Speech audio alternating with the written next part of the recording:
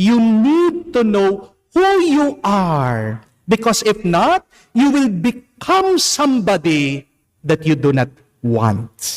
Kapag hindi mo alam kung sino ka, pwede kang diktahan ng kahit sino. Di po ba?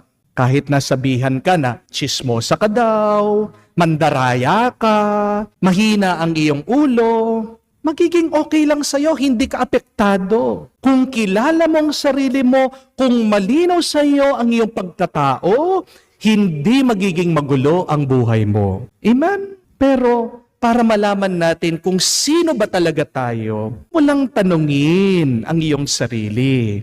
Tanungin mo unang-una ang Diyos. Dahil ang Panginoon, siyang may gawa sa'yo. Ano po ang sabi ni Jesus dito kay San Pedro? Ang pag-iisip mo ay sa tao, hindi sa Diyos.